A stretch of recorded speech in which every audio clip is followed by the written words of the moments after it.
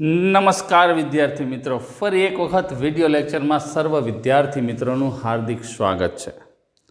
મિત્રો, તમે જાણો છો એ પ્રમાણે પ્રકરણ નંબર 10 રેખાઓ ચાલી રહ્યું છે। એની અંદર આપણે 10.1 અને એને કનેક્ટેડ ક્વેશ્ચન પૂરા કર્યા। આજે 10.2 ની આગળની થિયરી, એની આગળની જે થિયરી છે એને પહેલાં સમજવાની છે। એક બે થિયરમ મેં તમને એક્સ્ટ્રામાં લખાવી છે, પણ છતાંય ટોપિક લઈને આવે છે એટલે આપણે ખાસ તૈયાર કરવાનું રહેશે। અને મિત્રો, એક વસ્તુ તમને ખાસ આજે કહી દઉં કે આજે અને હવે પછી જ્યારે જે રેખાના વિવિધ સ્વરૂપોની થિયરી, એ દરેકે દરેક થિયરી બહુ જ અગત્યની છે, જેનો ઉપયોગ અવારનવાર થશે।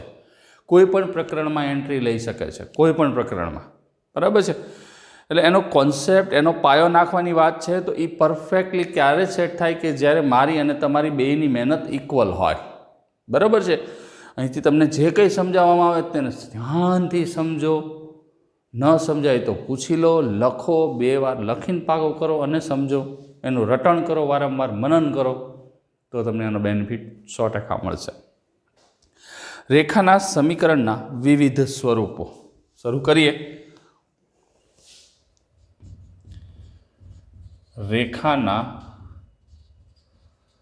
સમીકરણના વિવિધ સ્વરૂપો, બરાબર છે। વારા ફરતી વારા એક પછી એક સ્વરૂપ આપણે જોતા જશું અને એક પછી એક સમજતા જશું, જેથી કરીને કંઈ પ્રોબ્લેમ ના આવે। રેખાના સમીકરણના વિવિધ સ્વરૂપ, આ શબ્દ ઉપર જ ચાલવાનું। તમને કેમ કીધું હતું, 2 બિંદુમાંથી પસાર થતી રેખાનો ઢાળ, તો એ તમે બહુ સરળતાથી મેળવી લીધા હતા, કારણ કે y2 - y1 છેદમાં x2 - x1 એવી રીતે અંતરસૂત્ર xy z જો કંઈ પણ વાત હોય આપણે સરળતાથી સમજી શકીએ છીએ। તો સમતલમાં આવેલી દરેક રેખા હોય ને, એના ઉપર અસંખ્ય બિંદુ હોય, નોટ કાઉન્ટેબલ, રાઈટ। રેખા અને બિંદુ વચ્ચેનો સંબંધ આપણે કેવી રીતે સેટ કરવો, એ જ વસ્તુ આપણે સમજવાની છે। જો અહીંયા ટેક્સ્ટબુકમાં પાના નંબર 205 ઉપર આપેલું છે કે આપેલ બિંદુ એ આપેલ રેખા પર છે। આ પ્રશ્નનો ઉત્તર હોઈ શકે આપણને બિંદુનો રેખા હોવા અંગેનો નિશ્ચિત સંબંધ જ્ઞાત હોય। માની લો કે XY સમતલ કોઈ લીધું હોય અને એની અંદર અસંખ્ય બિંદુઓની રચનામાંથી રેખા, ઘણા બધા બિંદુઓ હોય, એમાંથી આમ પસાર થતી કેટલી રેખાઓ દોરી શકાય।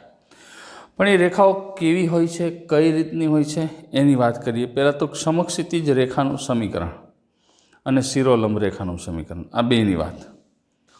સમક્ષિતિજ રેખાનું સમીકરણ,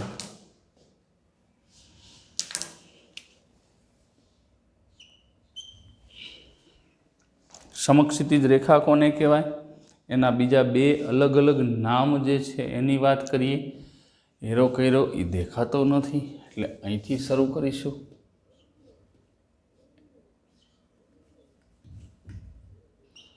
સમક્ષિતિજ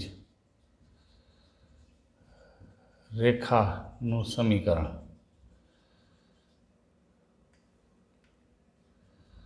અથવા આનું બીજું નામ એ છે સમક્ષિતિજ રેખાનું સમીકરણ, અથવા તો સમક્ષિતિજ એટલે આમ આડી રેખા થાય। આ ચર્ચા આપણે કરેલી છે।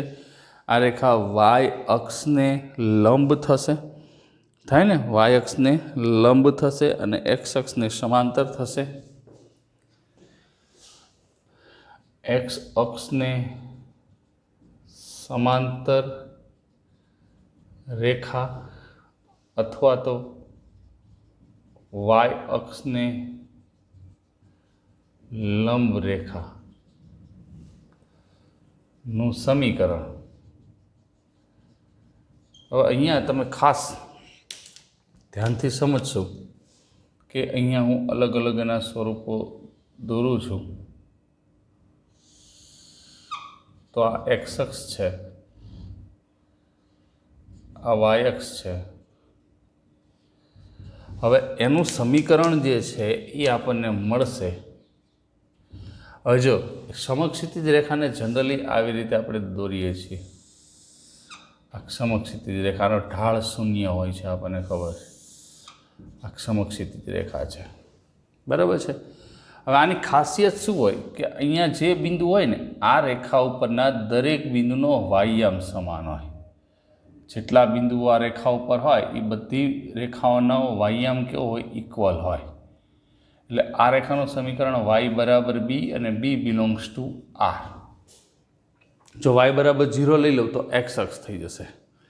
આ y બરાબર b અહીંયા છે ને અહીંયા b હશે, ધન હશે x અક્ષની ઉપરની તરફ. અહીંયા આને y બરાબર b જ કહેવાય, પણ અહીંયા b નું મૂલ્ય શું હશે? ઋણ હશે, x અક્ષની નીચેની તરફ. તો આવી કોઈ રેખા હોય, આવા અસંખ્ય બિંદુઓ કે જેના વાયામ જે છે હંમેશ માટે સમાન હોય, આ અવગમ બિંદુ છે. બરાબર છે. તો આને આટલું જે ડિસ્ટન્સ હોય, આ જે બિંદુ છે, આ જે બિંદુ છે અહીંયા 0b બિંદુ આવે અને અહીંયા 0b જ આવે, પણ b કેવો હોય? ઋણ હશે. અહીંયા b કેવો હશે? ઋણ હશે. અને અહીંયા કદાચ તમારે b માઇનસ લખવું હોય તોય કંઈ વાંધો નથી, y બરાબર -b, y બરાબર -b આવું પણ તમે લખી શકો છો. b ઋણ ન લખો તો y બરાબર -b. બરાબર છે. તો આ થઈ સમક્ષિતિજ રેખા. ઇંગ્લિશમાં એને હોરિઝોન્ટલ લાઇન કહેવાય. સમક્ષિતિજ રેખાનો ઢાળ શૂન્ય હોય છે, આપણને ખબર છે. સમક્ષિતિજ રેખાનો ઢાળ શૂન્ય હોય એનું કારણ તમને ખબર છે કે વાયામ સમાન છે. આપણું સૂત્ર y2 - y1 છેદમાં x2 - x1. અંશ જ 0 થશે, કારણ કે આ રેખા ઉપર કોઈ પણ બિંદુ લઈ લો. એટલે માની લો કે y બરાબર 5 રેખા તમારે દોરવી છે. આ રેખા જ થઈ, તો y બરાબર 5 એટલે અક્ષો દોરી, અહીંયા 5 આવે તો આમ દોર નાખો, આ y બરાબર 5 રેખા થઈ. બરાબર છે. બીજી જે વાત છે એની વાત કરીએ. શિરોલંબ રેખા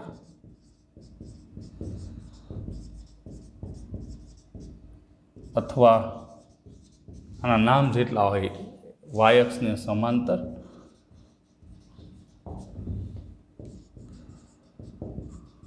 અથવા x અક્ષને લંબ રેખાનું સમીકરણ. શું નામ છે?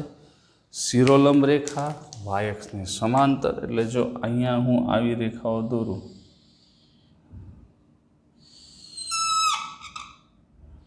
આ x અક્ષ છે, આ y અક્ષ છે, આ ઉગમ બિંદુ છે. માની લો કે અહીંયા એક રેખા દોરું છું,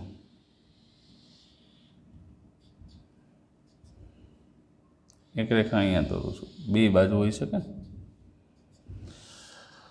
આનું જે સમીકરણ છે એ આપણે આમ લખશું, x બરાબર a.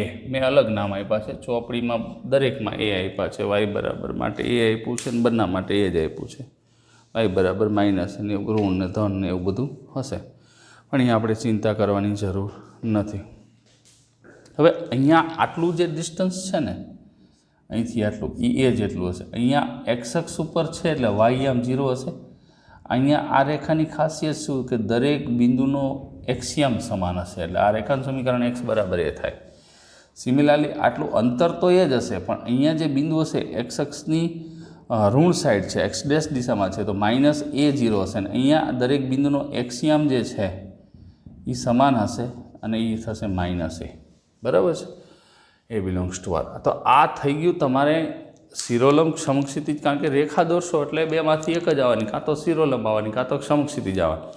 એટલે એ જ સ્પષ્ટતા આપણા મગજમાં ક્લિયર થવી જોઈએ કે શિરોલંબ રેખા છે કે સમાંતર રેખા છે. જેટલું સ્પષ્ટ એ થશે એટલી જ તમને વધારે ને વધારે મજા આવશે. બરાબર. એટલે આમાં થિયરીમાં ભલે વાર લાગે એની યાર મારે કોઈ ચિંતા નહીં. દાખલા તો નાના નાના છે, જે છે એ સ્પષ્ટ થિયરિકલ જ માહિતી તમારી પાસે હોવી જોઈએ. તમારે મગજમાં રાખવાનું, એક્સ અક્ષની ઉપરનો અર્થલ થયો, એક્સ અક્ષની નીચેનો અર્થલ. આખો પોઝિશન જુઓ ને, આખો પાર્ટ, તો અહીંયા આ એક્સ છે, તો આ એક્સ પોઝિટિવ જ હોય, એટલે આખો પોર્શન આ પોઝિટિવ થાય. એટલે આ આખો પોર્શન એક્સનો નેગેટિવ થાય. એક્સ અક્ષની ઉપરનો અર્થલ ને નીચેનો અર્થલ, એ એક્સ બાજુ ઋણ આવશે. બરાબર છે. તો આ રીતે આપણે બે રેખાઓને, માની લો કે x બરાબર 4 રેખા દોરવી છે, તો અહીંયા આમ દોર દો x બરાબર 4 શિરોલંબ રેખા. અને આનો ઢાળ વ્યાખ્યાયિત હોતો નથી. શિરોલંબ રેખાનો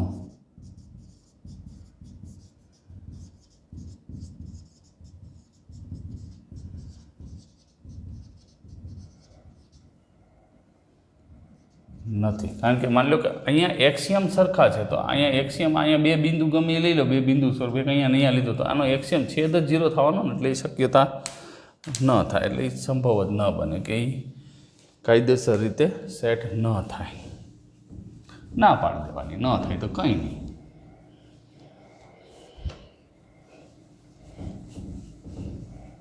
હવે એના પછી બિંદુ ઢાળ સ્વરૂપ રેખાનું સમીકરણ. આમ જુઓ ને તો અહીંયા લખીએ કાંઈ, અહીંયા બીજું શું લખીએ કાંઈ, અહીંયા નોંધ એક્સ અક્ષનું સમીકરણ. તો એક્સ અક્ષ કીધી એટલે આ થઈ, તો એ મેં કીધું હતું ને વાય બરાબર 0, અને વાય અક્ષનું સમીકરણ તો એ શું થશે, એક્સ બરાબર 0. એક્સ બરાબર 0 લખું, ઉગમ બિંદુ એટલે એક્સ અક્ષ વાય અક્ષનું છેદ બિંદુ થયું થાય, એટલે એની કિંમતો ઉપર આધારિત રાખતું હોય આવી રીતે આપણને મળે. હવે આવે છે બિંદુ ઢાળ સ્વરૂપ.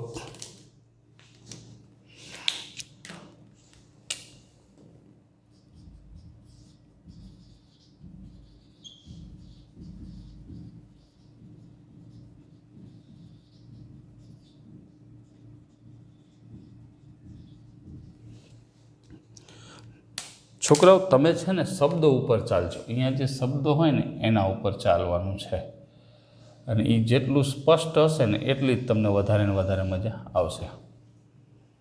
શું કીધું છે, બિંદુ અને ઢાળ.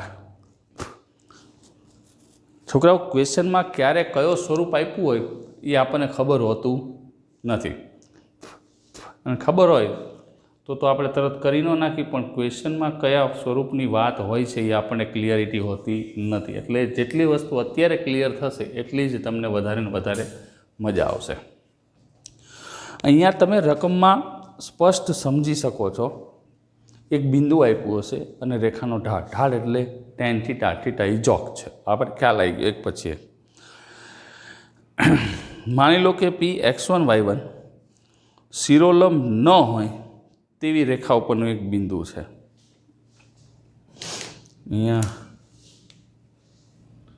આનું રેખાકૃતિ દોરવી હોય તો દોરી શકાય, કારણ કે ઘણી બધી રેખાઓ થકી આપણે દાખલાને ગણી શકીએ છીએ.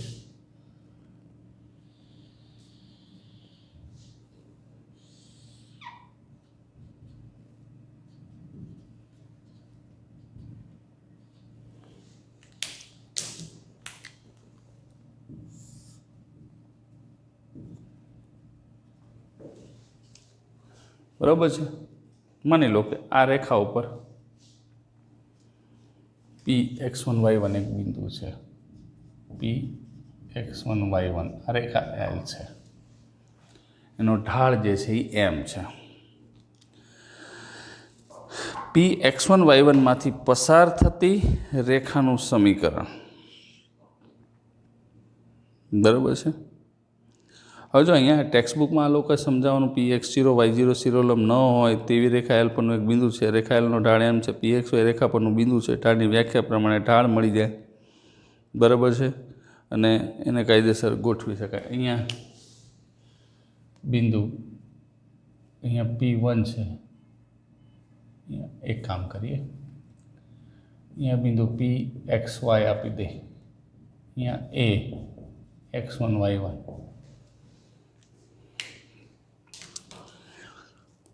ઓકે.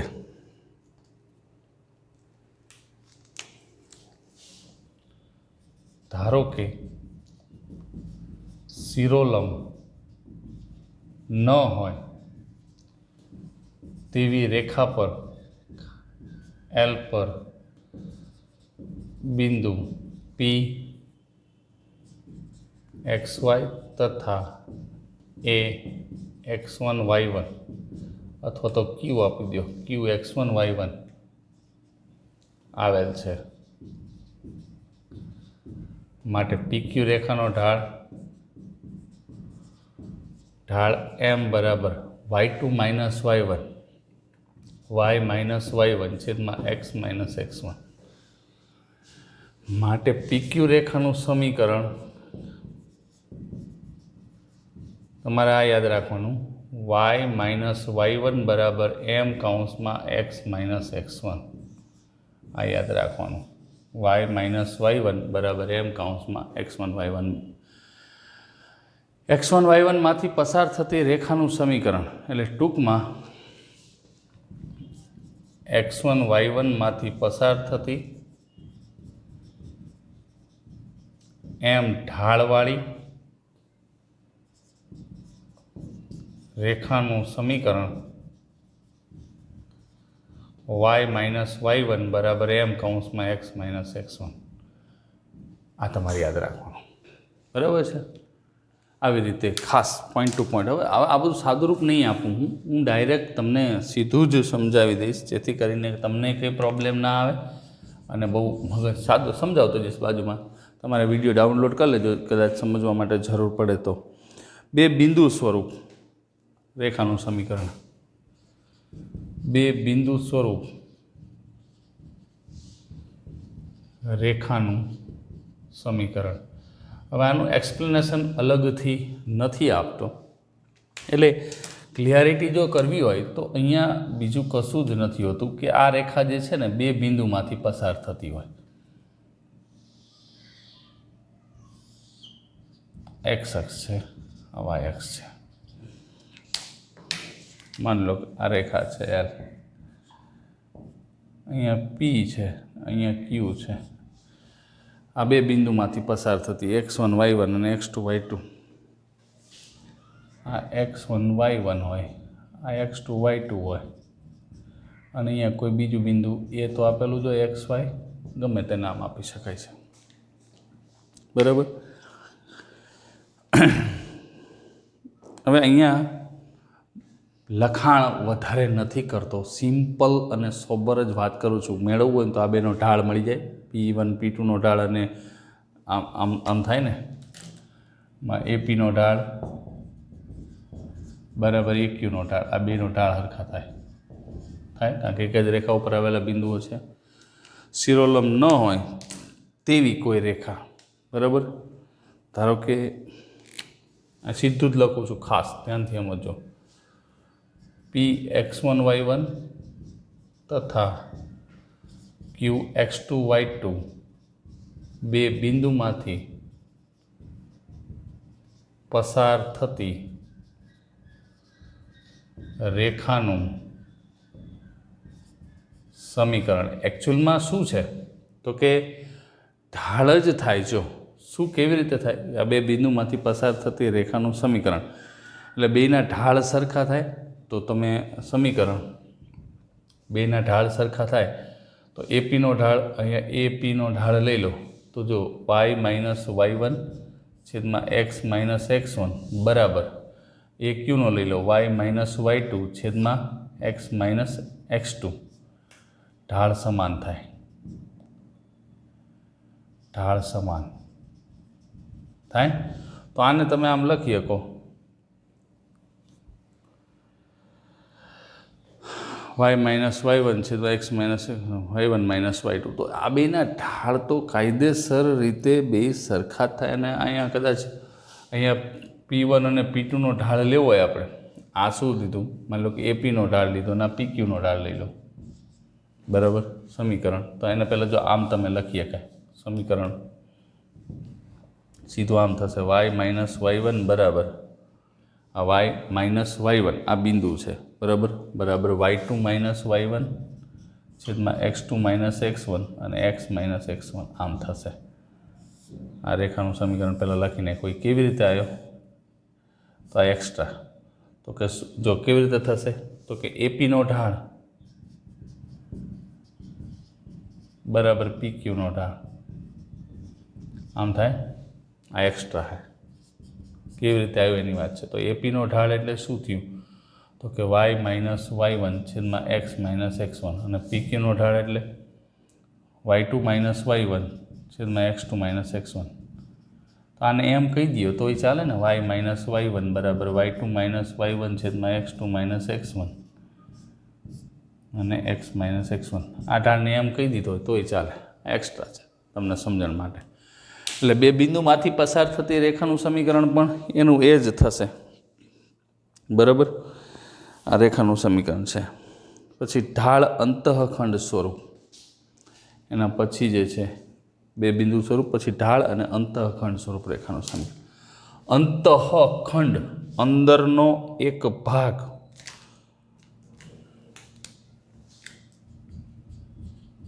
ઢાળ.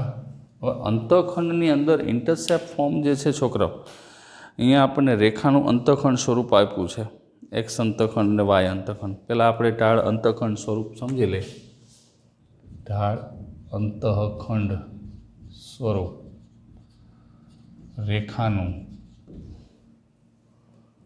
સમીકરણ.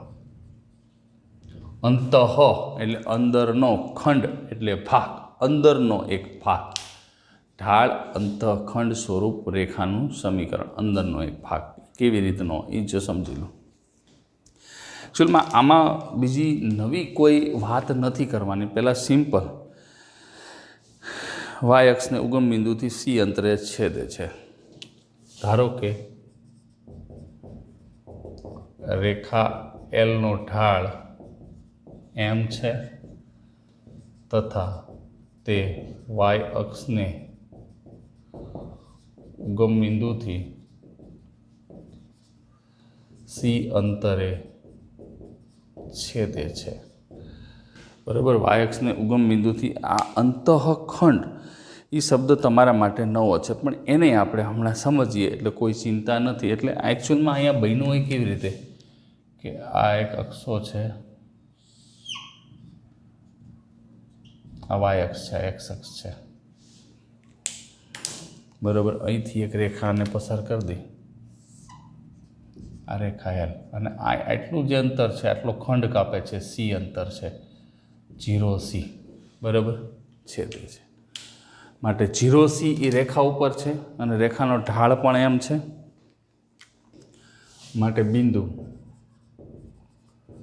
0C રેખા પર છે. માટે રેખાનું સમીકરણ હવે શું થશે તો કે રેખાનું સમીકરણ બિંદુ ઢાળ સ્વરૂપે થયું તો કે વાય માઇનસ y1 બરાબર એમ કૌંસમાં એક્સ માઇનસ x1 થયું ને. આ સ્વરૂપ વાપરી કે ને વાય માઇનસ y1, અને બિંદુ ઢાળ સ્વરૂપ, ઢાળ તો એમ જ છે, વાય માઇનસ સી બરાબર mx. તો આ જે તમે રેખા બોલો છો ઘણી વખત વાય બરાબર mx પ્લસ સી, આ કયું સ્વરૂપ છે? ઢાળ અંતઃખંડ, જેમાં વાય અંતઃખંડ સી છે. ઢાળ અંતઃખંડ સ્વરૂપ સાચું, પણ વાય અંતઃખંડ કયો છે? સી. વાય અંતઃખંડ સી સ્વરૂપ રેખાનું સમીકરણ છે. હવે આવું નવું એક્સ અંતઃખંડ કાપતું હોય તો, આવું નવું એક્સ અંતઃખંડ કાપતું હોય તો માની લો કે એક્સ અંતઃખંડ ડી છે. હવે આમાં ધારો કે રેખા એલનો ઢાળ એમ છે તથા તે એક્સ અક્ષને ઉગમ બિંદુથી ડી અંતરે છેદે છે. એટલે એક્સ અક્ષને ડી અંતરે એટલે બિંદુ D0 રેખા પર હશે. એટલે આમ તમે આની રેખાકૃતિ બનાવવાનું વિચારો તો આમ રેખા થશે ને, આ D0 અહીંયા હશે, આ રેખા એલ છે, એનો ઢાળ એમ આપ્યો છે, એનો ઢાળ કેવો આપ્યો છે? એમ, અને એક્સ અક્ષને ડી અંતરે છેદે છે. તો આટલું જે ડિસ્ટન્સ છે એ ડી થશે, આટલું જે ડિસ્ટન્સ છે એ ડી થશે. એક્સ અક્ષને ડી અંતરે છેદે છે, એમાં કોઈ પ્રશ્ન છે નહીં. પણ એની કંઈ વિશેષ રેખાકૃતિની કંઈ વિશેષ જરૂર નથી, ડી રેખા પર હશે. માટે રેખાનું સમીકરણ શું થશે? માટે D0માંથી પસાર થતી એમ ઢાળવાળી રેખાનું સમીકરણ, તો કે બિંદુ સ્વરૂપ જ આવશે ને, આવશે કયું? બિંદુ સ્વરૂપ જ આવશે. વાય માઇનસ y1 એટલે 0 બરાબર એમ કૌંસમાં એક્સ માઇનસ x1 એટલે ડી થાય. તો આ ડી અંતઃખંડ વાય એક્સ ઉપર કાપતો હોય અંતઃખંડ એમ કૌંસમાં એક્સ માઇનસ ડી, આ બીજું સમીકરણ. આ જે સ્વરૂપો છે ને છે નાના નાના પણ બહુ અદ્ભુત વર્ક કરે છે. બરાબર છે. હવે એકચ્યુઅલમાં આ સી અને ડીનું મૂલ્ય ધન કે ઋણ હોય એ પ્રમાણે એક્સ અક્ષ ને વાય અક્ષની દિશાઓ નક્કી થાય. એમ ઢાળવાળી રેખા ઉગમ બિંદુમાંથી પસાર થાય તો અચળાંક 0 હોય. પછી એમ ઢાળવાળી રેખા 0, 0 માંથી પસાર થાય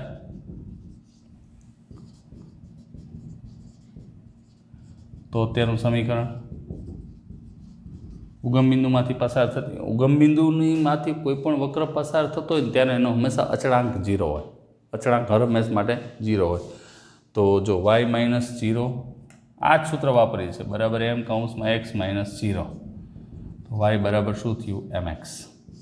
આ ઉગમ બિંદુમાંથી પસાર થતી રેખા છે.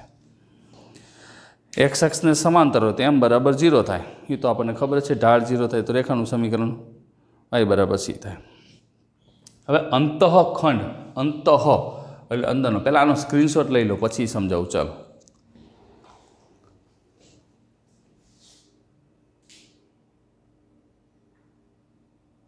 રેડી. હવે આ શબ્દને આપણે પકડવાના છે, શબ્દને જ સમજવાના છે. અંતઃખંડ શું છે? ઇન્ટરસેપ્ટ કહેવાય. ઇન્ટરસેક્ટ એટલે છેદવું અને ઇન્ટરસેપ્ટ એટલે અંતઃખંડ બનાવવો એમ. તો એ શબ્દ પહેલાં સમજી લઈએ એટલે કોઈ તકલીફ ન પડે. આ જો મેં તમને કીધું આજે બોક્સ કર્યા ને એ જ વસ્તુ યાદ રાખવાની છે.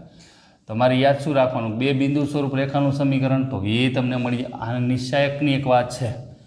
નિશ્ચાયક કાલના લેક્ચરમાં, આજ તો નથી શીખવાડું, કાલના લેક્ચરમાં તમને પહેલાં નિશ્ચાયક શીખવાડીશ. બરાબર? ક્લાસમાં હોત તો એમ કે મને યાદ કરાવજો, પણ ક્લાસમાં તો આપણે છીએ નહીં, કારણ કે આજ નહીં તો કાલ જરૂર પડવાની છે એટલે શીખવાડી દેશું આપણે. ફિઝિક્સમાં તમને ઉપયોગમાં આવશે. કાર્તેજીય સમીકરણ કહેવાય, સમિત સ્વરૂપ. હવે જો અંતઃખંડ, એક કામ કરું પહેલાં, અને આપણી ટેક્સ્ટબુકમાં તો અંતઃખંડના 2 વિકલ્પો લીધા છે, ઢાળ m છે 0 c માંથી પસાર. રેખાનું અંતઃખંડ સ્વરૂપ સમીકરણ. રેખાનું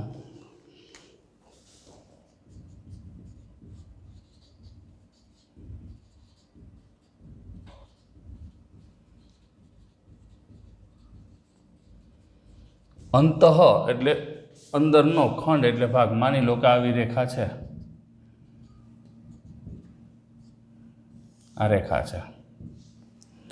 હવે અહીંયા આ જે રેખા રહી ને એક્સ અક્ષને A0માં છેદે છે અને વાય અક્ષને 0B માં છેદે. તો આટલો જે અંદરનો ભાગ રહેશે, આટલો અંદરનો ભાગ, એનું માપ A હશે. તો આ એક્સ અંતઃખંડ કહેવાય. એક્સ અંતઃખંડ. અને આટલો જે ભાગ હશે એ B હશે, તો વાયની અંદરનો ભાગ, આને કહેવાય વાય અંતઃખંડ. વાય અંતઃખંડ. બરાબર છે? એટલું અંતર. તો L એ એક્સ અક્ષ પર A અને વાય અક્ષને B અંતઃખંડ કાપે છે. ધારો કે રેખા L, ધારો કે રેખા L એ એક્સ અક્ષ પર A તથા વાય અક્ષ પર B અંતઃખંડ કાપે છે. એટલે એક્સ અક્ષ ઉપર જે અંતઃખંડ કાપે છે અને વાય અક્ષ ઉપર એ અંતઃખંડ કાપે છે. એક્સ અક્ષ અને વાય અક્ષ. આ એક નાનકડો અહીંયા છે ને, અલગ અલગ પ્રકારના ગમે તે બિંદુ હોઈ શકે. અહીંયા મેં ધન લીધા છે B, અહીંયા A ગ્રેટર ધેન 0 લીધું છે, B ગ્રેટર ધેન 0 લીધું. માની લો કે આમ પણ આકૃતિ બની શકે આમ, તો અહીંયા A ઋણ આવશે ને B ઋણ. આટલો અંતઃખંડ કાપેલો હોય તો A અને B જ કહેવાય. 4 પ્રકારની આકૃતિ બને એની. બરાબર?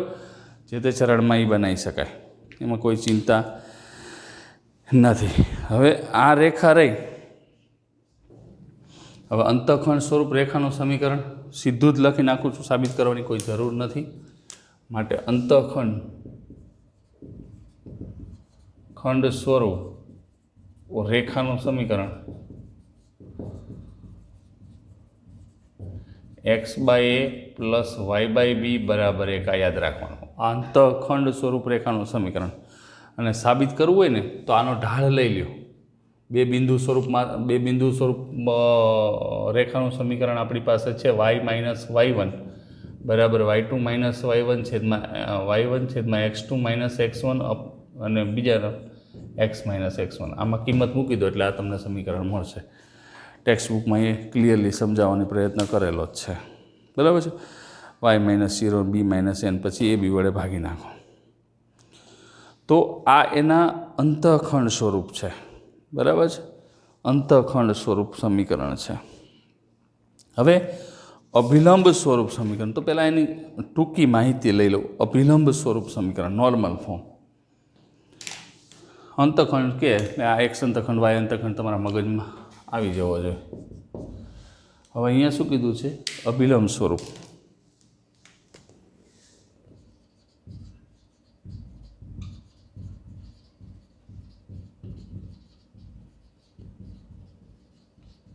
છોકરાઓ એક વસ્તુ ધ્યાન રાખવાનું કે અહીંયા છે ને બધી બાજુ હોય છે કે આમ નીચે આ મેં દોર્યું ને માની લો બીજા ચરણમાં હોય તો આમ હોય, બી ધન હોય એ ઋણ હોય, ચોથા ચરણમાં હોય તો આમ હોય રેખા. બરાબર. અહીંયા એ ધન હોય બી ઋણ હોય. બધી પ્રકારના અંતઃખંડ બની શકે અને એમાં સમીકરણમાં પ્લસ માઇનસનો ફેરફાર થાય. બીજો કોઈ વિશેષ ફેરફાર ન થાય. એટલે બધા આપણે નથી લખતા. એક સ્વરૂપ અંતઃખંડનો શબ્દ આપણા મગજમાં હોવો જોઈએ કે અંતઃખંડ કાપે એટલે અહીંયા છેદતી હોય રેખા, બીજું કંઈ વિશેષ નથી હોતું. એ વસ્તુ ક્લિયર આપણને થઈ જાય. આનું પહેલાં સામાન્ય સ્વરૂપ લખી નાખીએ. ધારો કે રેખા એલ પર ઉગમ બિંદુમાંથી દોરેલી લંબની લંબાઈ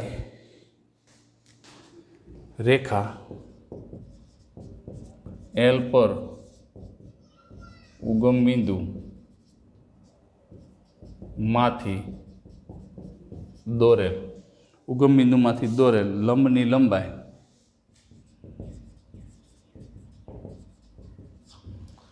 આપણે આકૃતિની દોરીએ.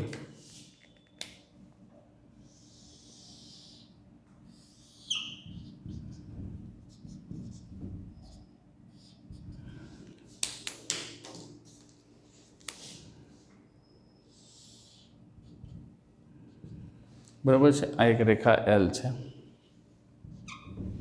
હવે એમાં ઉગમ બિંદુમાંથી દોરેલી લંબની લંબાઈ આ ઓ છે. અહીંથી એટલો લંબ દોરો,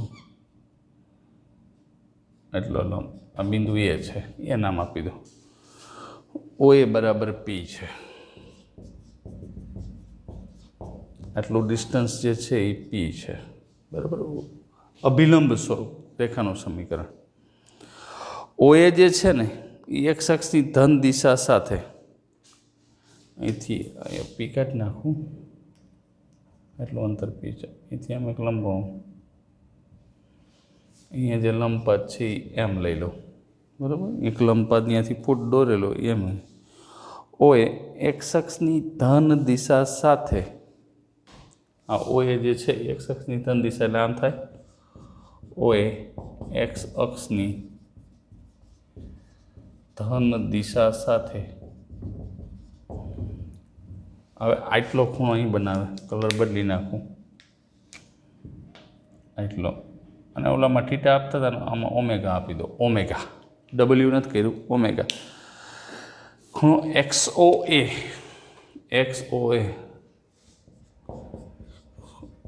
શું કહેશું આને? ઓમેગા. શું કહેશું? ઓમેગા. ઓમેગા માપનો ખૂણો બનાવે છે. અલગ પડે ને એટલા માટે તમે થીટા લઈ લો તો એ કંઈ પ્રશ્ન છે નહીં. તો રેખા એલનું સમીકરણ માટે અભિલંબ સ્વરૂપ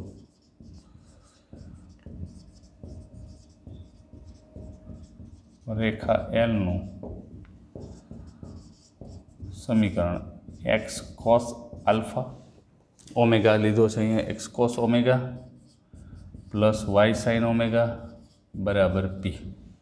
આ અભિલંબ તમારે આટલું જ યાદ રાખવાનું. પી જે છે એ લંબની લંબાઈ છે અને ઓમેગા એ આ ઓએ બનાવેલો ખૂણો છે.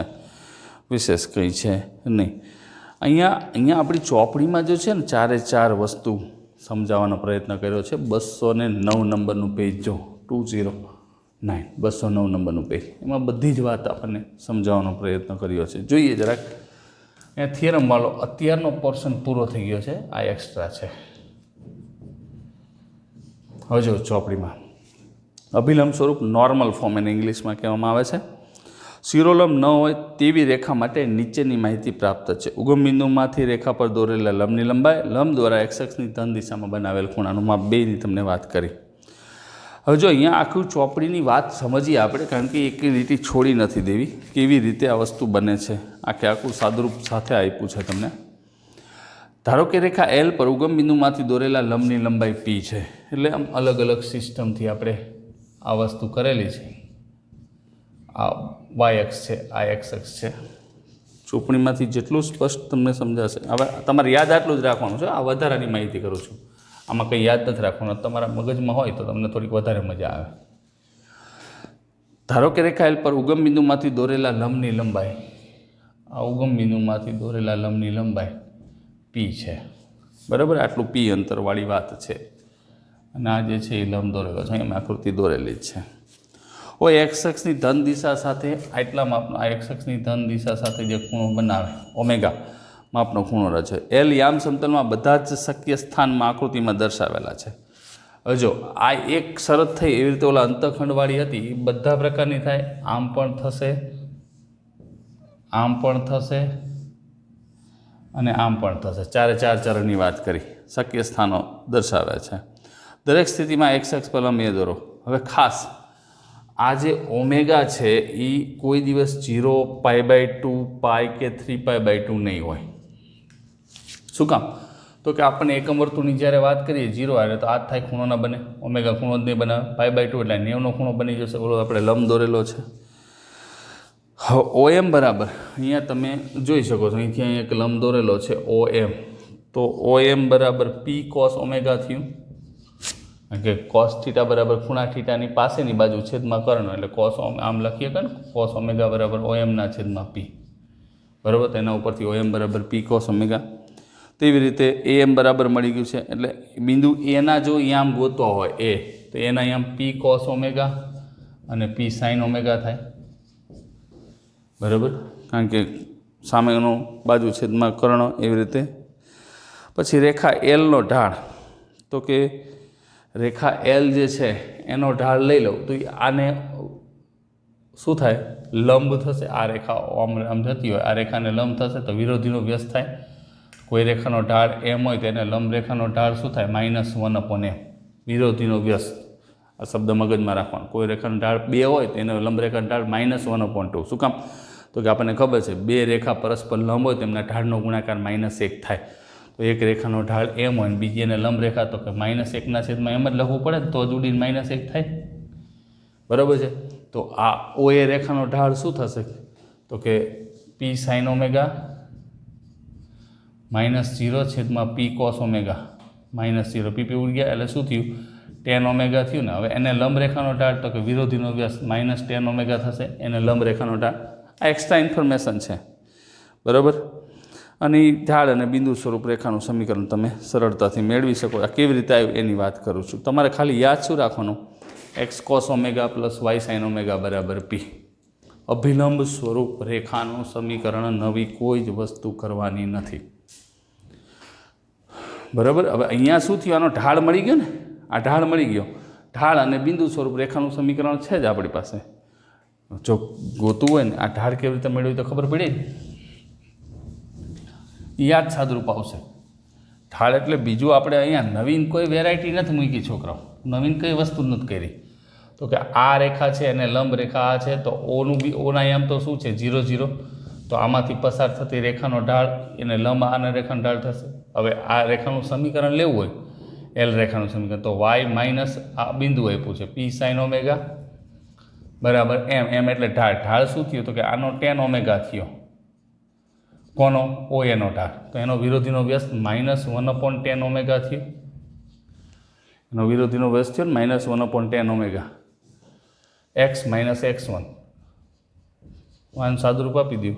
આ tan ઓમેગાને તમે આમે લખી શકો cos ઓમેગાના છેદમાં sin ઓમેગા. ચોકડી ગુણાકાર કરો, y sin omega -P sin square omega બરાબર -x cos ઓમેગા વત્તા P cos સ્ક્વેર ઓમેગા થાય. આ પદ આ બાજુ આવશે x cos omega plus y sin omega. આ રહ્યું પદ આ બાજુ જાય. બેમાંથી P સામાન્ય લઈ લો, sin સ્ક્વેર ઓમેગા અને cos સ્ક્વેર ઓમેગાનો સરવાળો 1. એનો સરવાળો 1 થાય, એક્સ કોસ ઓમેગા પી. ફાઇન. હવે એના પછીની વાત કરીએ એટલે ટૂંકમાં આ રીતે તમે સેટ કરી શકો છો, એમાં કોઈ પ્રશ્ન નથી. અહીંયા ઓમેગા નોટ ઇક્વલ્સ ટુ લીધું છે. જો નોન એક્સ બરાબર 0, π/2 હોય તો રેખાના સમીકરણ અનુક્રમે એક્સ બરાબર પીની આકૃતિ થાય, બરાબર. એટલે એની કોઈ આપણે વિશેષ અત્યારે ચિંતા કરવાની નથી, કારણ કે આકૃતિમાં સીધા લંબ સ્વરૂપ ગોઠવાય છે. પહેલાં આનો સ્ક્રીનશોટ લઈ લ્યો. 10.2 શરૂ કરવાનું છે, બરાબર. હવે નેક્સ્ટ જે આપણો ટોપિક છે ને એ છે 10.2, પણ એને અત્યારે નથી કરવો, એ નેક્સ્ટ વિડીયો લેક્ચરમાં કરશું, અત્યારે નહીં. અત્યારે આટલું જ, વધારે કોઈ માહિતી તમને અત્યારે મળતી નથી. પણ આજની થિયરી 3 વાર લખી નાખવાની, 3 વાર લખીને પરફેક્ટ પાકી કરી નાખવાની. એટલે શું થાય કે તમને કોઈ પણ પ્રકારની તકલીફ જ ન પડે. અને આના દાખલા આવશે એ તમને ખાસ જે મેં થિયરી શીખવાડી એ પ્રમાણે જ આના દાખલાઓ આપણે ગણવાના છે, બરાબર. બિંદુ ઢાળ સ્વરૂપ કાલે મને યાદ કરાવશું, એટલે યાદ તો કેવી રીતે તમે કરાવશો, પણ હું નિશ્ચાયકની જો દાખલો આવશે ત્યારે મને યાદ આવી જ જશે. એટલે નિશ્ચાયકની રીતથી પણ દાખલાને રેખાનું સમીકરણ મેળવી શકાય છે, એમાં કોઈ પ્રશ્ન રહેતો નથી. તો બસ બીજો તો કંઈ છે નહીં. અને ટ્રાય કરજો દાખલા, વિચારજો તો ખરા. જો 10.2માં આપ્યા છે દાખલાના, ટ્રાય કરવાની થાય તો ઠીક છે, નથી કંઈ પ્રોબ્લેમ છે નહીં. તો આજે આટલું જ રાખીએ. નેક્સ્ટ વિડીયોમાં આપણે જ્યારે મળીશું ત્યારે આ વાતને આગળ વધીશું. ત્યાં સુધી stay home, stay safe and stay with mathematics. Have a nice day friend.